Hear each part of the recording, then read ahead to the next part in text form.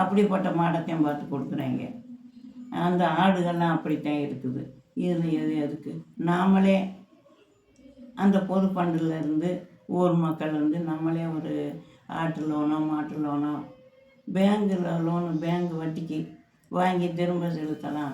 மகளிர் குழுக்கெல்லாம் என்ன செய்யலாம், அவங்கவுங்க ஒரு 10 பேர் 13 குழு இருக்கிறாங்க. அவங்கெல்லாம் ஒரு மசால் பொடி தயாரிக்கலாம், கைத்தொழில் தையல் தைக்கலாம், ஒரு வயர் கூடை பின்னலாம், காப்பி பொடி தயாரிக்கலாம், ஊறுகாய் போடலாம். இது ஒவ்வொரு குழுவும் ஒவ்வொன்று செஞ்சாங்கன்னா அது அவங்களுக்கு லாபமும் தரும். ரெண்டாவது ஈஸியாக அவங்களுக்கு வேணுங்கிற பணத்தை நம்ம ஃபண்டிலேருந்தே எடுத்துக்கலாம். இதை பேங்க்குக்கு போனால் அங்கே அலைஞ்சு அலைஞ்சு பாதி ரூபாய் செலவழிச்சிருவோம்.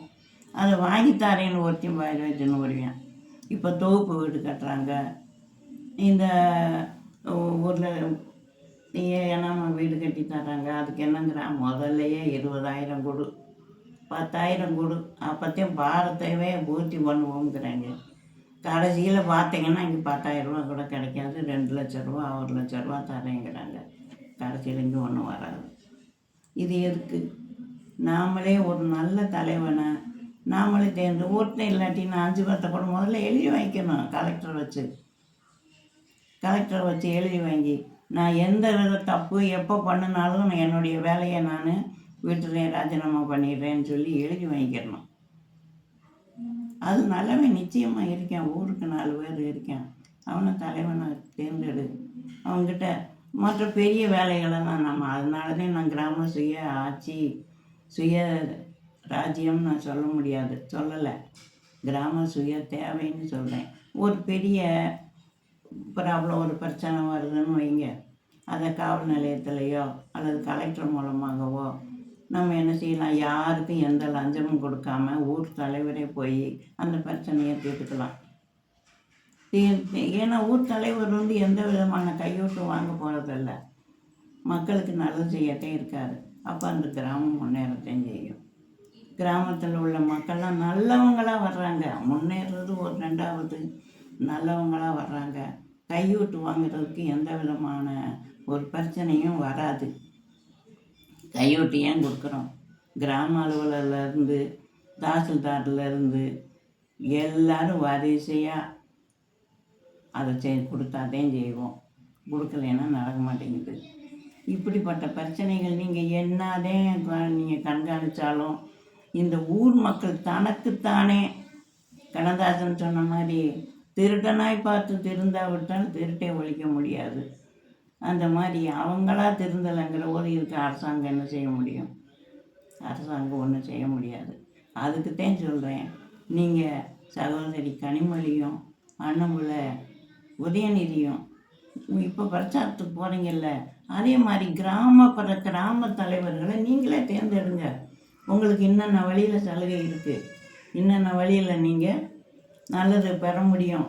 உங்கள் கையை எடுத்து உங்கள் கண்ணை குத்திக்கங்க, உங்கள் கையை ஊனி நீங்களே காரணம் போடுங்க, அடுத்தவங்களை எதிர்பார்க்காதீங்க அப்படின்னு நீங்கள் பிரச்சாரம் பண்ணணும். அதுக்கு வேண்டிய உதவியை நாங்கள் செய்கிறோம் அப்படின்னு நீங்கள் சொல்லலாம்.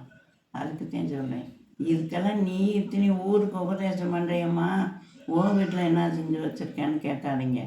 நான் என்ன செய்கிறேன், என் பிள்ளை எனக்கு 4 பையங்க, 4 மருமகள், 6 பேரன், 2 பேத்தி இருக்காங்க. இவங்களையெல்லாம் இப்போ தான் முதல் பேரன் 12ஆம் வகுப்பு படிக்கிறேன். அடுத்த பேரன் கிஷோர் சக்கரவர்த்தி, 2வது பேரன் ஆதித்யா. இவங்க 2 பேர் இப்போ தான் பெரிய பையன் 12, 11 படிச்சிட்ருக்காங்க. இவங்கள நான் எந்த விதத்துலையும் நான் கலெக்டருக்கு பார்ப்பேன். நாட்டுக்காக எங்கள் ஊர்லையாவது அவங்க நல்ல பேர் வாங்கணும், அது செய்யணும் அப்படின்னு நான் நினச்சி ஒரே ஒரு வாழ்க்கையில் ஒரு அச்சீவ்மெண்ட் இருக்கணும். அந்த அச்சீவ்மெண்ட்டுக்காக ஒரு சாதனை பண்ணணும். மனுஷனாக பிறந்தால் ஏதோ ஒரு புள்ளியை இந்த பூமியில் விட்டுட்டு போகணும். எத்தனை பெரிய 400 கோடிக்கு வீடு கட்டினாலும் கொண்டு போக போகிறதில்ல, விட்டுட்டு தான் போகிறோம். ஆனால் புகழ் என்பது நம்மக்கிட்ட வந்துக்கிட்டே தான் இருக்கும். நம்ம இன்னும் 1000 வருஷம் ஆனாலும் இப்போ வள்ளுவர் புகழுக்காகவோ பாட்டு எழுதலை, பணத்துக்காக பாட்டு எழுதலை.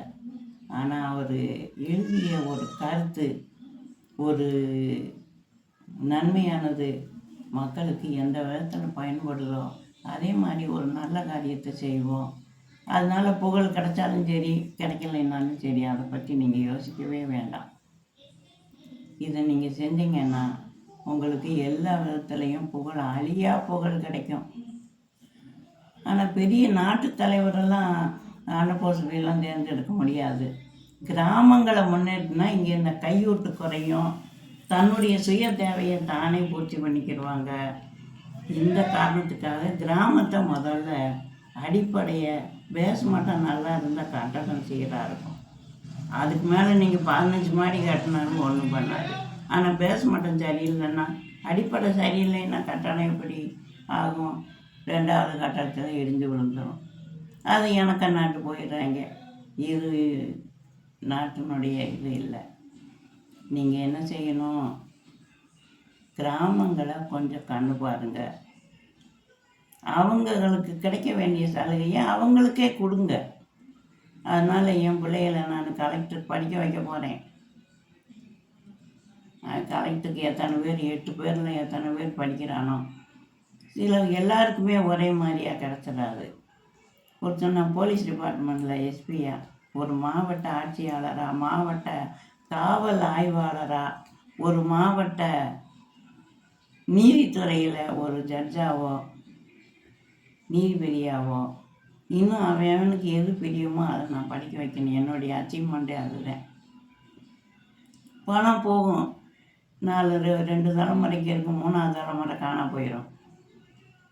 அந்த பணத்தை நம்ம திருப்தியாக, சந்தோஷமாக, நிம்மதியாக சம்பாதிச்சா போதும். அது தேவையாது. ஒப்புடன் முகமலர்ந்து உபசரித்து உண்மை பேசி உப்பில்லா கூலிட்டாலும் உண்பதே அமிர்தம்னு சொல்லியிருக்காங்க. பாலும் பழமும் சாப்பிட்டாட்டாலும் உப்பு இல்லாத கூழுனாலும் நம்ம பிள்ளைகளோட சேர்ந்து சந்தோஷமாக நிம்மதியாக சாப்பிட்டோன்னா அது எவ்வளவு மன நிம்மதி, சந்தோஷம் கிடைக்குங்கிறத அனுபவித்து பார்த்தாத்தையும் தெரியும். சும்மா வாயில் சொன்னால் தெரியாது. இதை அனுபவித்து பாருங்கள்.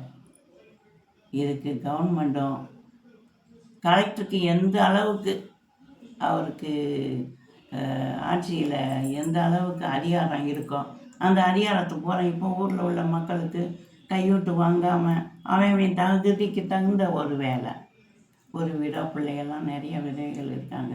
அவங்க தகுதிக்கு ஒரு சத்துணவுள்ள வேலையோ, அதுவுமே படிக்கலைனாலும் ஒரு ஆயா வேலையோ கொடுக்கலாம். அவன் தகுதிக்கு தகுந்தபடி கொடுத்தா, ஆனால் அவங்க எந்த விதமான கையூட்டும் பெறக்கூடாது. அப்படி அவங்ககிட்ட வாக்குறுதி வாங்கிக்கிட்டு நீங்கள் போட்டு கொடுங்க. அது எந்த நிமிஷத்தில் உன் மேலே தப்பான ஒரு செயல் வருதோ நீ இந்த வேலையை விட்டுறணுமான்னு சொல்லி பயமுறுத்தி செய்யணும். அந்த மாதிரி இருந்தால் கிராமங்கள் ரொம்ப நல்லா இருக்கும். கிராமம் சந்தோஷமாக இருந்தால் நாடும் சந்தோஷமாக இருக்கும். இதில் எந்த விதமான மாற்றமும் கிடையாது. புகழுக்காக பணத்துக்காக செஞ்சாத்தையும் அது இதை இப்போ எவ்வளோ பிரச்சனைகள் வருது. திருப்பரங்குன்றத்தில் தீபம் ஏற்றுறதுல என்ன இருக்குது? இதை போய் மத கலவரமாக்கி அரசியல் உள்ள நுழைஞ்சு அவன் வேலையை அவன் பார்த்துட்டு போகிறேன். இது எதுக்குயா இவங்களுக்கு? இதெல்லாம் சென்ட்ரல் கவர்மெண்ட்டு இதில் தலையிட அவசியமே இல்லை. இத்தனை வருஷமாக 100 ஆண்டு காலமாக, அது எத்தனை காலமாக அந்த மலை உருவாக்கிலிருந்து இந்த பிரச்சனை வரவே இல்லை. இப்போதான் புதுசாக அந்த பிரச்சனையை கொண்டு வந்துக்கிட்டு அது தீபம் ஏற்று, என் தீபம் ஏற்றலைன்னா எந்த விதமான பாதிப்பும் இல்லை. அவங்க ஒற்றுமையாக போகிறப்போ அவங்களுக்குன்னா முஸ்லீமும் இந்துக்களும் ஒன்றா போயிடுறாங்க. அவங்க எந்த விதமான பிரச்சனை அவங்க பண்ணலை. இப்போ இந்த அரசியலில் இருந்து தான் பிரச்சனை பண்ணுறாங்க. இது தேவையா?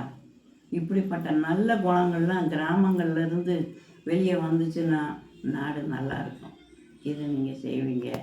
இதை அரசாங்கமும் இதுக்கு அரசாங்கம் ஒரே ஆள் எல்லாத்தையும் செய்ய முடியாதுப்பா. நீங்கள் அதில் அண்ணனுக்கு உதவியாக யார் அதை முன்னிருந்து செய்யணுமோ, பிரச்சாரம் பண்ணணுமோ செய்யுங்க. பண்ணி கிராமத்தில் ஒரு அமைதியை உண்டு பண்ணுங்க. கிராம அமைதியாக இருந்தால், கிராம சுய தேவை பூர்த்தி செஞ்சால் கிராம ராஜ்யம் நல்லா இருக்கும் அப்படின்னு நினச்சி இந்த வீடியோவை போடுறேன்.